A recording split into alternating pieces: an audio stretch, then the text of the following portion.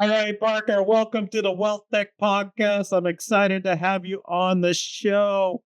Always love to talk about AI and go deep on it, but you're one of the hotter AI firms there with in an area that's seen really rapid adoption in terms of note taking for advisors. But would you mind giving yourself a brief introduction and overview of Jump?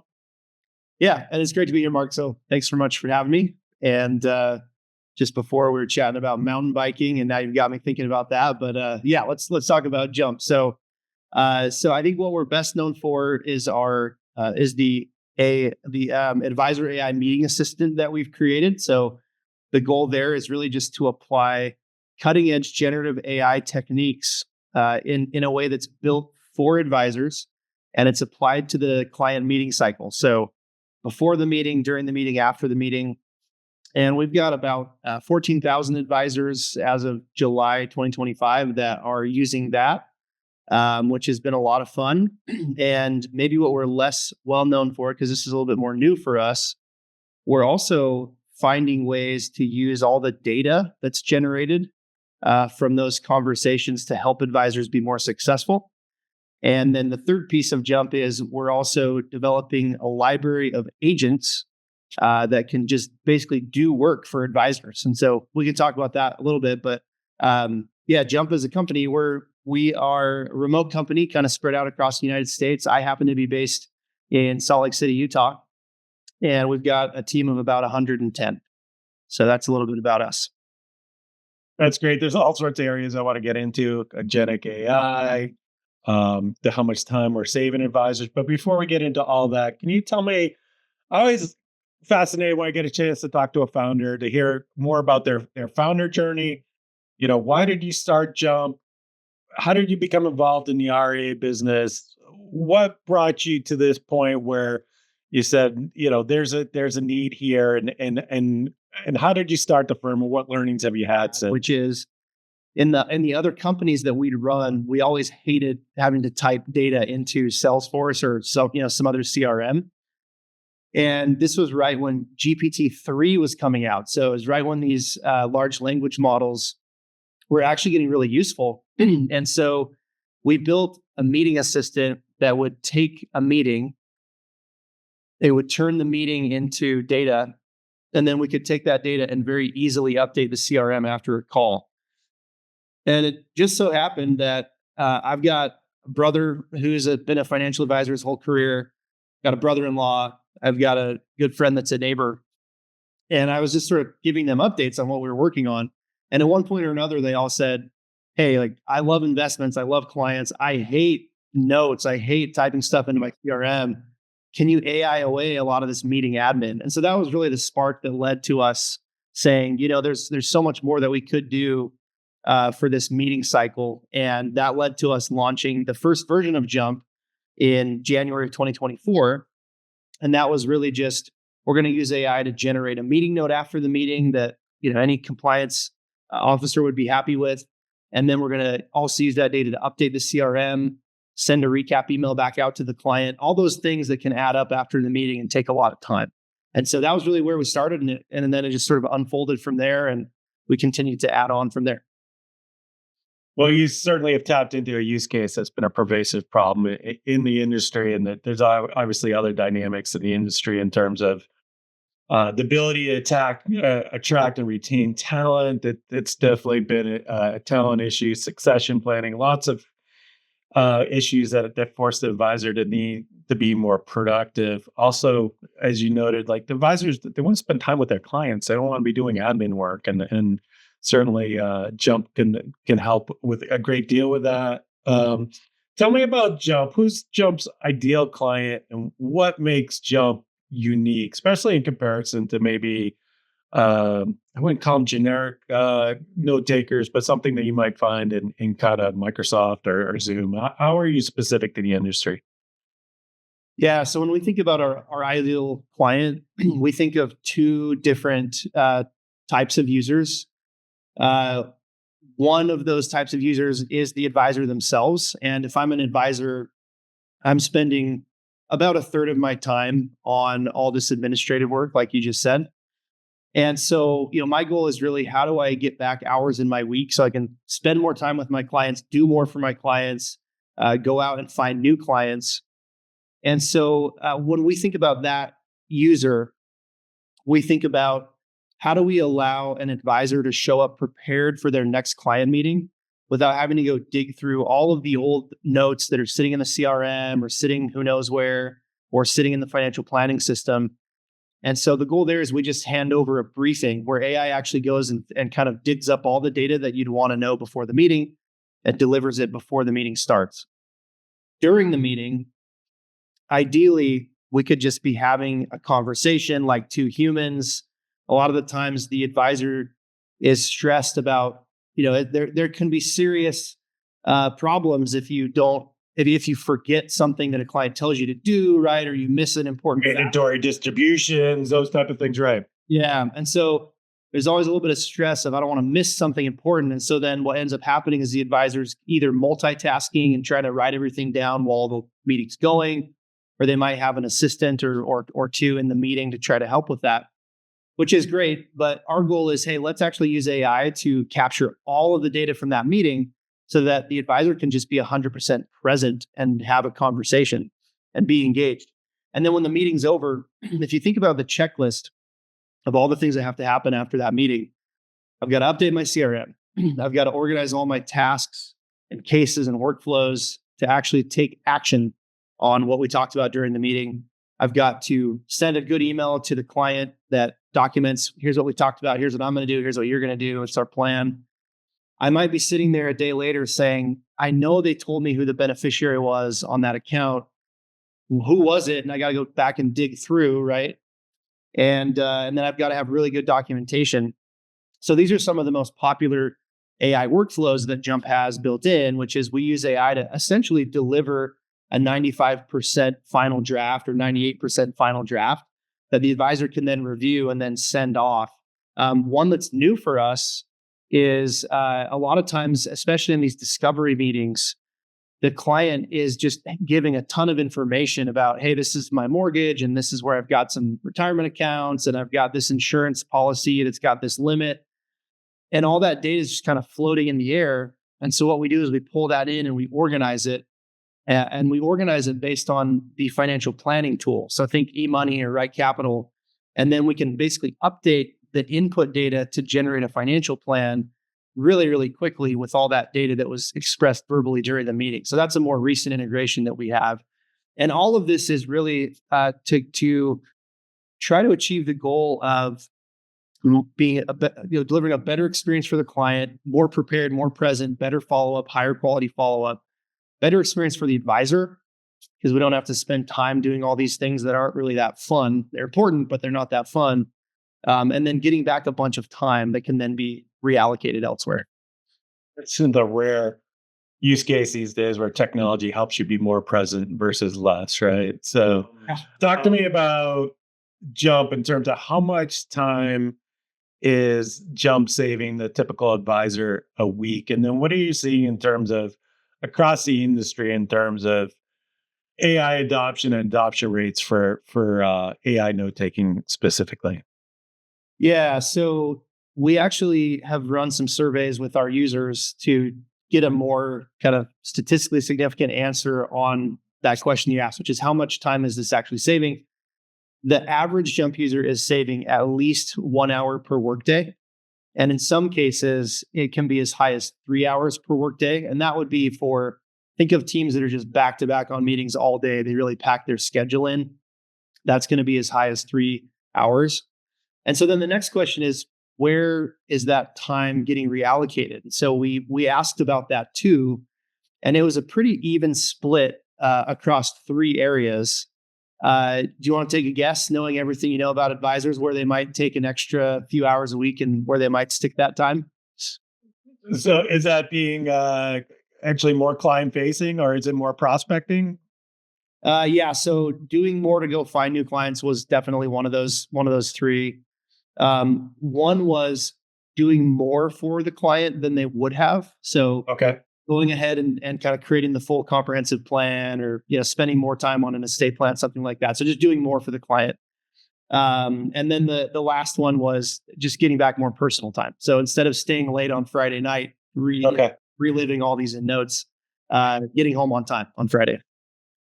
I mean, 5 hours a week, that's significant. That is not to be overlooked. I mean, that's, over a half a day, especially when you're talking about senior resources, client facing advisory type of resources, which are in high demand these days and not very scalable.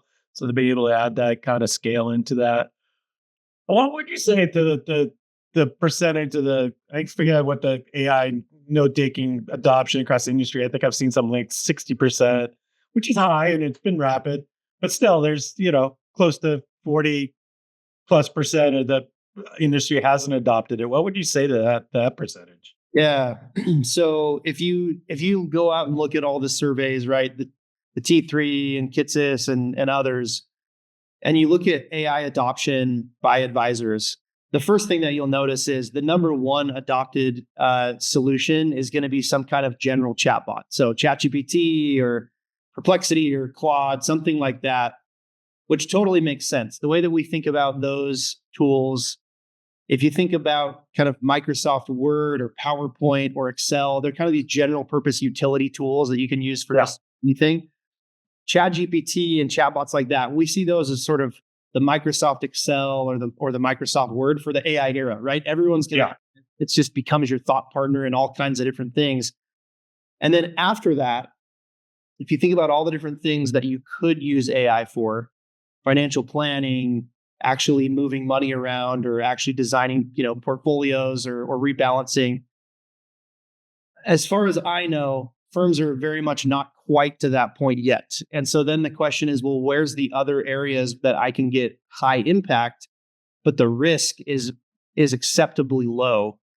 And that's why our category, which is AI for meetings and productivity, has been the second most adopted category, right? And so I think what you see within our category is you've got Jump, which is advisor specific.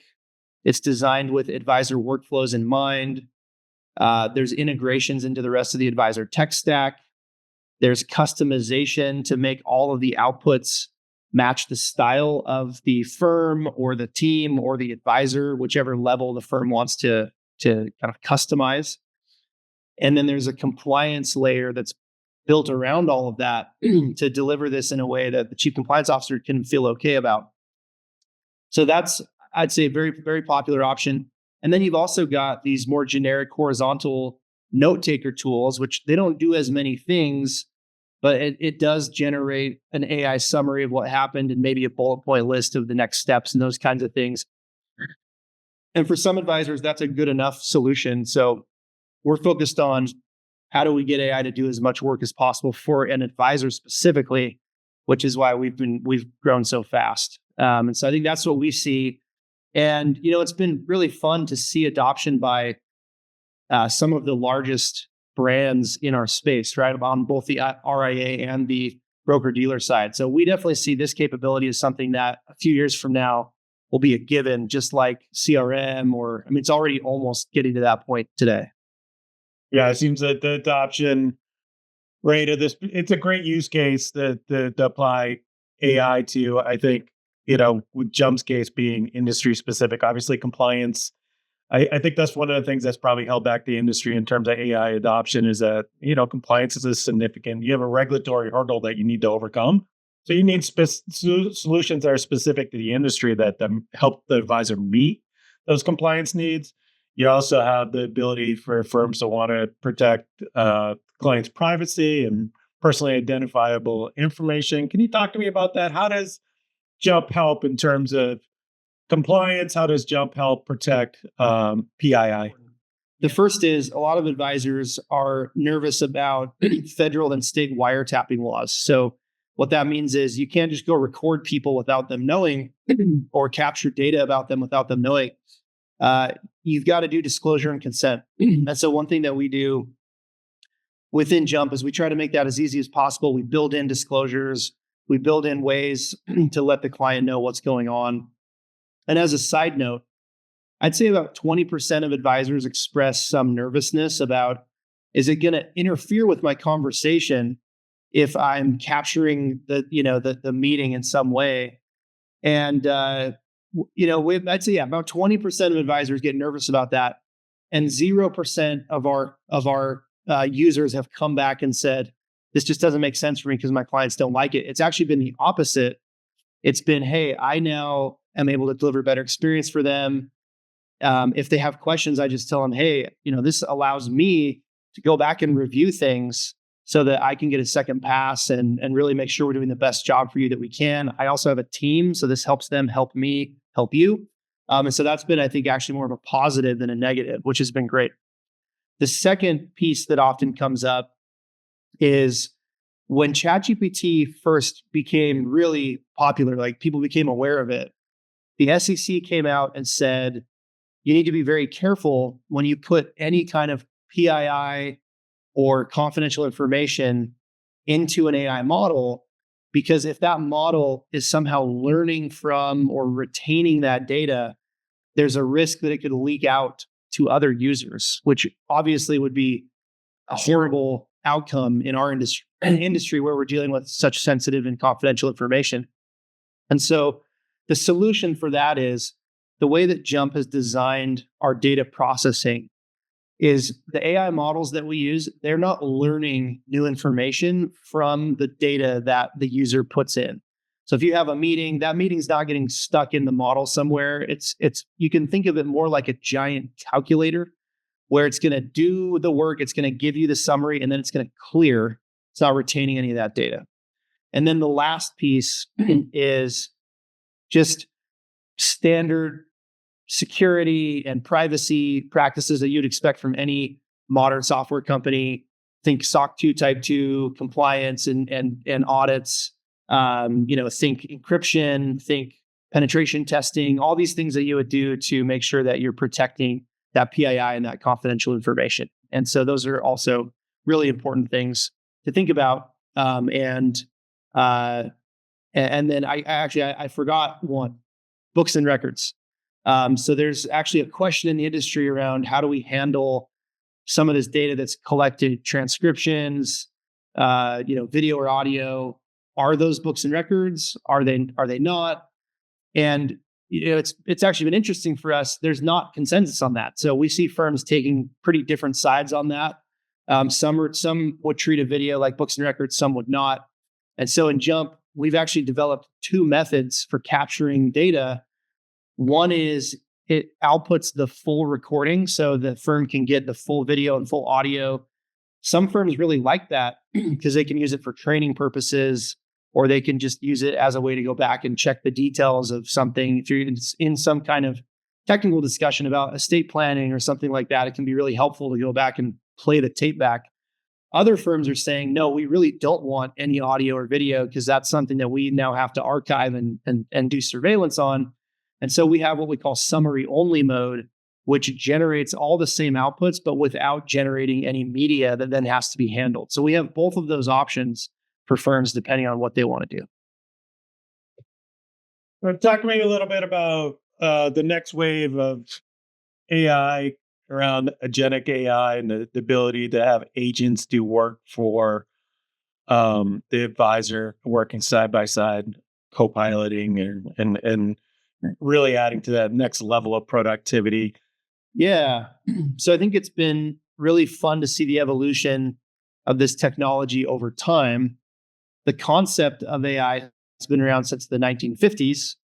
And so AI in some form has been around for a really long time. The last generation of AI required highly structured data. So think of something that might look like an Excel spreadsheet where you've got data that's like meticulously organized and meticulously labeled and it's very organized.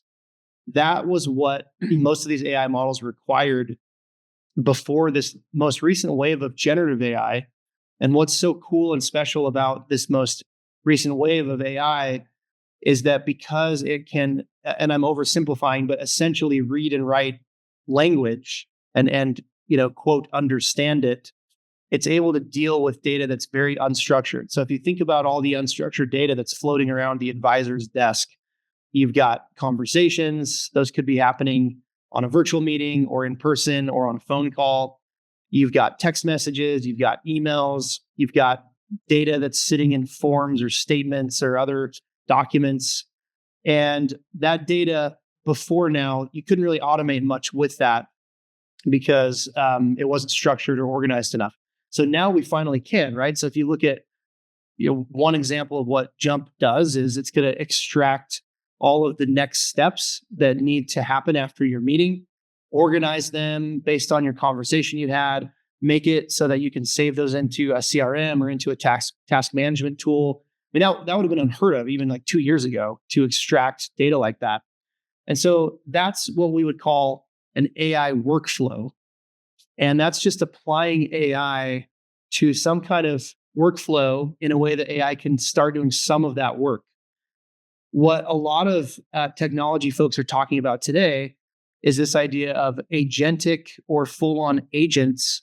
And if you think of an agent, and we've seen companies use the term agent to describe all kinds of things, but a pure AI agent would almost feel like hiring someone, right? It would be, hey, I'm going to hire a paralegal agent, and this is just an AI system that can take instructions the same way a human would and can actually go take action the way a human would across different systems. And that's now sort of what most technology or a lot of AI technology companies are working towards. Now we're still a little bit a ways away from having full-blown agents. And as you can imagine, in our industry, the idea of setting an AI agent loose to do all kinds of different things is it's going to require a lot of governance, a lot of controls. Like up until now, it's been really important to have human in the loop, which just means a human is going to approve everything before it actually gets executed, which is really important. And so I think, yes, over the next few years, we'll start to see these full agents. You could imagine an agent that goes out and finds you new clients. You could imagine an agent that does financial planning. You could imagine an agent that is going to do sort of client service request handling. And there's little bits and pieces of this that are showing up here and there. There might be a chatbot on a website that can answer basic questions. There might be an AI system that can do basic research for you on a ticker or something like that. Those are the things that are showing up now. Our goal at Jump over the next few years is to build that library of agentic workflows where you can turn on these different things and basically get AI to do the work for you, which is really exciting.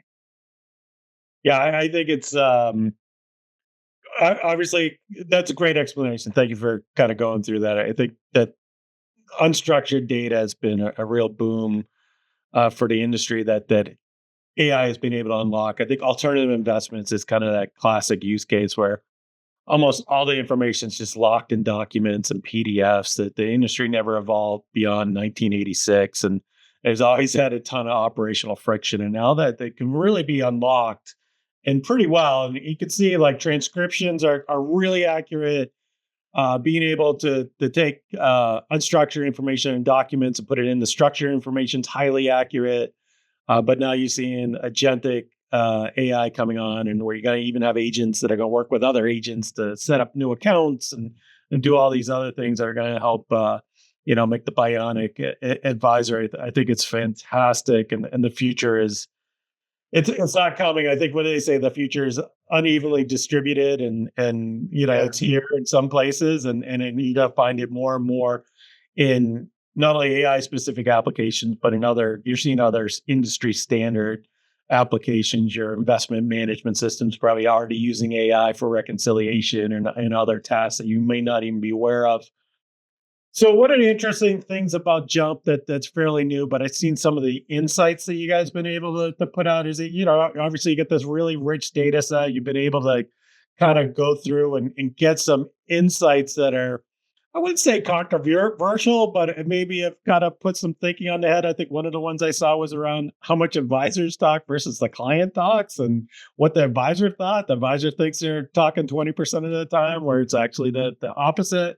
Can you share with me, some of the insights specifically around that one, but some of the other insights that you've been able to glean? Yeah, absolutely. So this has been a really fun evolution for us. Jump now has something like 1.2 million different conversations that have been processed on the Jump platform. So you can imagine if you're a data scientist or a researcher, that's like a dream. It's a dream, right? Because you can actually understand reality. And so what we do is we take sets of conversations, we render them completely anonymous and aggregated. So what that means is the data set that we use to do our research, it's scrubbed of all of the PII and confidential information. So it's a safe, clean data set it's irreversibly anonymized. So we take that as the data, and then we start to ask questions like, what's the balance of talk time between a client and an advisor?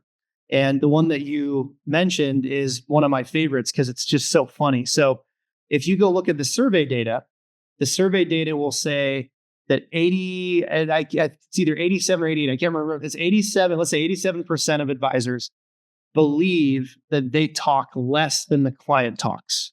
And so it's I'm doing as much listening. I'm doing more listening than I am. More listening. Yeah, right. And then if you look at the Jump data, it's almost exactly the opposite, right? It's like 84% or something in there of advisors talk more than they listen. And so it's just kind of a really funny and stark example of how it's actually very hard to be self-aware, right? Like we all have these blind spots. And so our goal with our Insights program is to start to shine a light on, let's all be more self-aware about what we're doing. Let's also be more aware about what's on the client's mind as we look across a firm or across the whole industry. I'll just share one example there. So over the last few months, we've obviously had a lot of activity on the tariffs front and on the kind of new legislation front. And what we found from the data was if a client comes in and they bring up concerns about tariffs and how that might affect them moving forward, they're 3 times more likely to request to deviate from their financial plan, right? And say, hey, I want to move stuff into cash, or I want to move stuff into money market. Kind of similar thing around talk about the big, beautiful bill. If they show up with concerns, and it doesn't matter, it's tariffs this year, it's big, beautiful bill this year, it could be anything, right? But if there's some kind of change in the air that they're concerned about, they're much more likely to ask to deviate from their plan. So it's good to be prepared for that. Another recent one is around concerns or fears about tax. So you would expect that would peak kind of end of year leading into April, when most people, that's when they have taxes on their mind. Because of all this new legislation and people are still trying to figure out how's it going to affect me and how does it change the tax treatment of my personal situation, there's actually more fear right now about tax than there was during tax season, which is pretty interesting. So those are some things around kind of, the mindset of the end investor. And then on the other side, we can look at what actually works. Advisors have all different ways that they talk to new prospective clients. They have all different ways that they explain things to clients when they're trying to give rationale for their recommendations. And it turns out not all of those approaches are equal, right? Maybe no big surprise there, but just one simple example is if an advisor can find a quick win in that initial intro meeting, maybe they say, hey, I've already identified that I can save you $500 on taxes, or I've already identified that you've got this 401k that is over allocated to your old company's stock and it's just kind of languishing. We need to move that over so you can get a better return on that. Just some kind of a quick win. It's significantly correlated with that prospect becoming a new client, right? And so our goal with Insights is really just to start to uncover those golden nuggets and put them in the hands of advisors everywhere to help them be more successful. Builds that trust that gives you demonstrating value right away, right? Yeah. So I think that makes sense. I before I got on this podcast, I fed a couple of transcripts into AI to make sure I wasn't talking too much too. I wanted to know what percentage I was talking to versus my guests. I think that's interesting that, you think you're being present, you think you're being active listener, but in some cases you may actually be talking too much. So in terms of AI adoption, obviously you've worked with thousands of advisors. What do you recommend? How should advisors think about AI adoption? What's the best way for them to get comfortable with the technology? How can they roll it out? How can they get those early wins? What recommendation would you give to the 40% of advisors that haven't adopted AI yet, and how should they go about it? Yeah. So I think the first thing to think about is, should I actually care about this AI wave? And I think it's good to just internalize the fact that this wave of generative AI will change everything the same way that mobile phones changed everything, the same way that the internet changed everything, Internet, yeah. same way that, cars changed everything. It's a fundamental technology. Electricity, one of those things, right? Electricity, absolutely. And so you've got a choice. You can, and there's sort of this famous technology adoption curve of kind of the mad scientist, people who are excited about technology just because it's new. And then you've got the group that are early adopters that they want to use technology because it's exciting and they want to get an advantage, right, by being the first.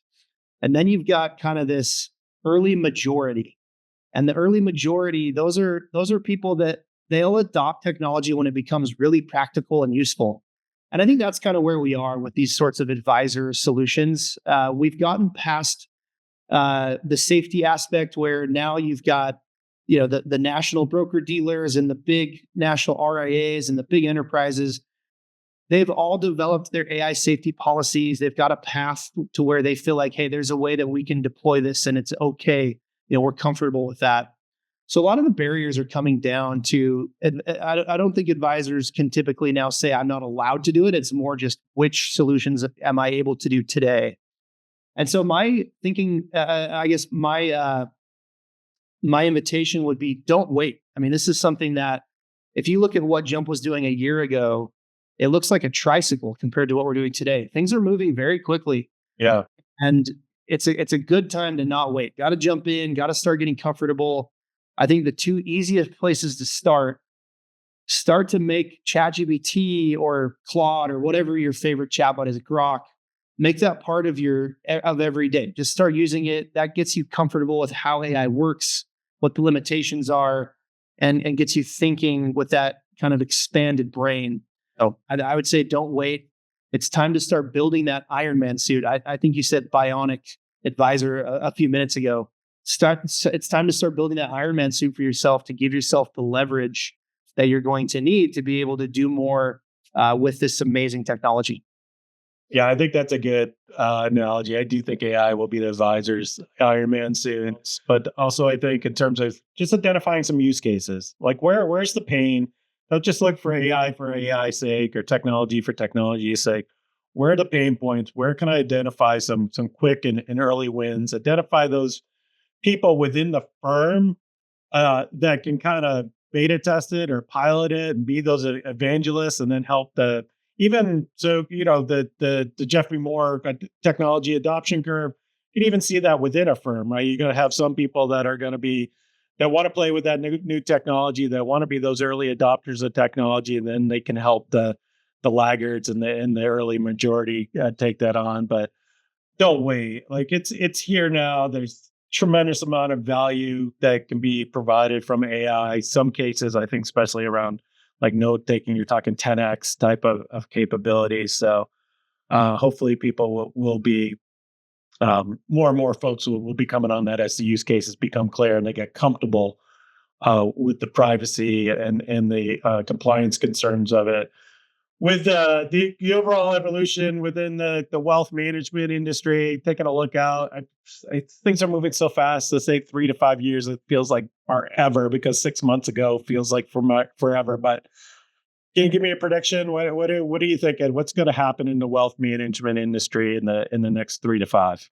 Yeah. Well, I think that there are some things that are very exciting. Overall, it's very exciting. There are some things that I'd be paying attention to if I was an advisor. One of those things that might be a little bit scarier is there was a Deloitte report that came out and said by I think it's 2027, most consumers will go to something like ChatGPT as their first place to get advice, right? And when I say advice, I just mean typing in questions like, should I do this or that, and why, and that kind of thing.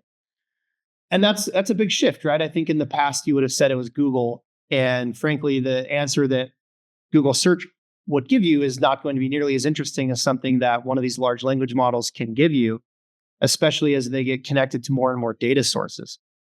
And so I think it's going to be really important to think about what doesn't change as this source of information and even knowledge becomes more accessible.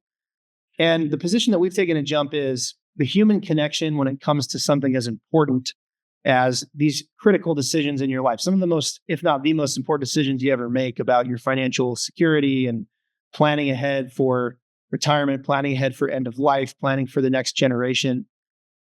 There is some innate human desire to connect with another human and get guidance and wisdom and not just information. And so the cool thing is AI is going to drive all the administrative slog to zero. And so you're going to have more time to work with clients. But there will be, think of kind of robo-advisor 2.0. There will be technology companies that try to replace what advisors are doing.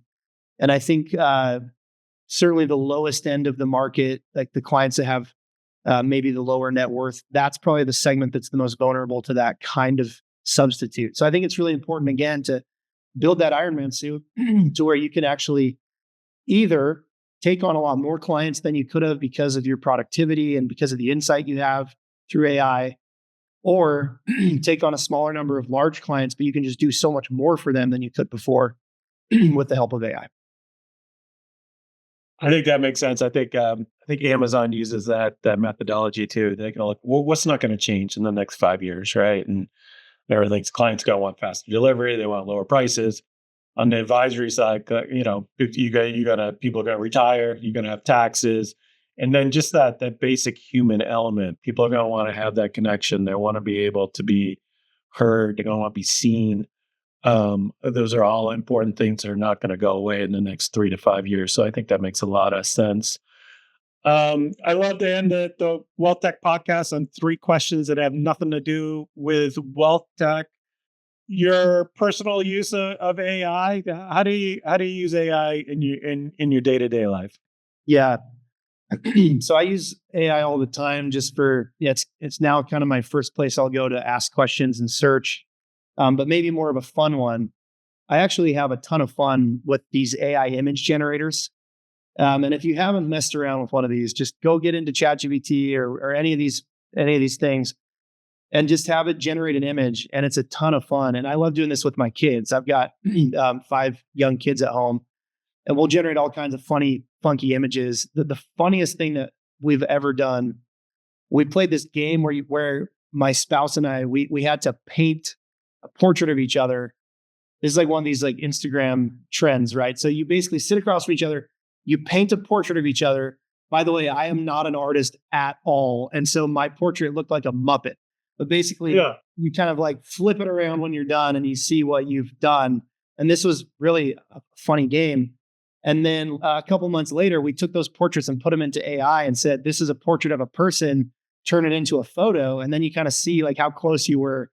And so that's really a fun one. So I would recommend, go mess around with the image generator if you haven't already. Yeah, I've been doing that. I had to did my headshot into a painting, which is kind of interesting. I don't know. I feel like AI adds 10 pounds, but you're from Utah. I love Utah. There's some amazing places in Utah. What are some of your favorite spots in Utah? Yeah, so we live in Cottonwood Heights, which is right up next to 2 different canyons. They're called the Big and Little Cottonwood Canyon. So we love going mountain biking up there, skiing. I like going skiing with my kids at the local ski resorts. And Utah's a great place to be year round. We were talking before we started about Moab, right? That's like another planet. It's all red rock. And right. And then, just a few hours away, you can be in evergreen forests. And so it's a lot of fun to be here in Utah and get outside. It is gorgeous. I mean, it's, to your point, you can ski the same day and then golf or mountain bike in the afternoon if you got the energy. Certainly, even in Moab, they got a shuttle to take you up to the La Salles, which is, green and forestry and cedar forest, and then you can be down in the Red Rocks. I'm a big fan of the Canyonlands and Moab as a mountain biker. I still think it's the mecca of kind of destination mountain biking. It is pretty epic out there. What's a favorite book that you've read recently that you'd recommend to the listeners? Yeah. So if you're into kind of science fiction or anything like that, I just completed a book series. I actually hadn't heard about this book series, but I saw the Netflix had done an adaptation that I thought was really well done called Silo. And so I thought, wow, this is like a really interesting story. It's about these folks that are living in this underground bunker and they don't know how they got there. And it's about these folks that are living in an underground bunker. They don't know how they got there and they're just kind of surviving. And it's all about the society and kind of how they're able to do it. So I went, and it's kind of funny. I went and I thought I found the book, and it turns out I got about halfway through the book and I'm thinking, man, this is so different than the show. Really changed the show, yeah. There's like zombies in this book, and I don't remember any zombies in the show. And it turns out it was the wrong like Silo book. And so anyway, I had to go find the right one. But the first one is called Wool, WOOL, and that's a pretty interesting one on the fiction side. And as a typical dad, of course I love to read the World War II books and finishing up the Atkinson. He has a 3-part series. He's got a 3-part Revolutionary War series that he's coming out with, but he has an amazing 3-part series on World War II and U.S. involvement in that, and it's just one of the biggest events that happened in the world. It was World War II, and it's just U.S. involvement in it. What we went through was absolutely amazing. I think he writes with such detail to it. It kind of brings it alive, which I think makes him a great writer. You can see why his other books are so popular as well. Well, Parker, this has been a great conversation. I really appreciate you being on the show. This has been a fun one, and I think people are going to get a lot out of it. Yeah, thank you so much for having me, Mark. So great to be here with you. Thanks for a great conversation, and yeah, thanks for having me.